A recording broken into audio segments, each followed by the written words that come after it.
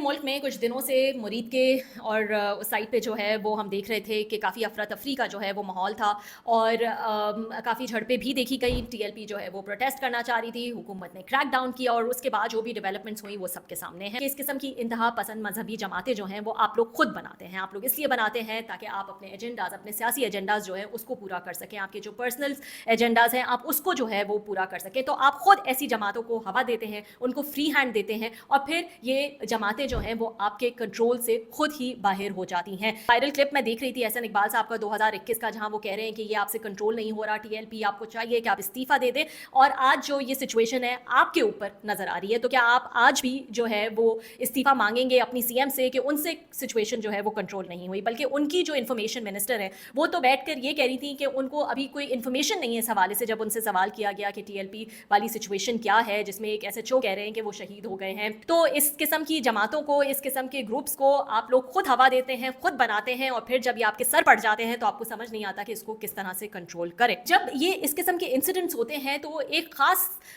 Pressure جو ہے وہ ٹی وی چینلز پر ڈالا جاتا ہے کہ آپ اس کی کوریج جو ہے وہ نہ کریں, آپ یہ پروٹیسٹ کہیں نہ دکھائیں. اس کے بدلے میں ہوتا کیا ہے؟ ہوتا یہ ہے کہ سوشل میڈیا پر تو آپ کتنا بھی کنٹرول کرنا چاہیں آپ اس طرح کا کنٹرول نہیں کر سکتے. اور پھر اس میں جب سوشل میڈیا پہ اس قسم کا مواد نظر آ رہا ہوتا ہے جس پہ کوئی ایڈیٹوریل پالیسیز جو ہیں وہ اپلائی نہیں ہو رہی ہوتی ہیں, تو فیک نیوز اور غلط خبریں جو ہیں وہ بھی آ رہی ہوتی ہیں, جس کی وجہ سے ہم دیکھتے ہیں کہ بہت سارے مسائل پیدا ہوتے ہیں. حال ہی میں جب 26 نومبر کا پی ٹی آئی کا پروٹیسٹ تھا, جب وہ اسلام آباد آئے اور جس طرح کا کریک ڈاؤن جو ہے وہ حکومت نے کیا, اس کو بھی جو ہے وہ دکھانے سے منع کر دیا. اور پھر اس کے بعد ہم نے دیکھا کہ ہر طرح کے نمبر جو ہیں وہ نظر آ رہے تھے. کسی نے کہا 200 لوگ جو ہیں وہ اس میں ہلاک ہو گئے ہیں, کسی نے کہا 100 لوگ جو ہیں وہ اس میں مارے گئے ہیں. جو ایکچوئل نمبر تھا ایکچولی اس کے ساتھ جو ہے وہ مذاق بن کر رہ گیا کہ ایکچولی میں کتنے لوگ جو ہیں انہوں نے اپنی جان سے ہاتھ دھویا ہے.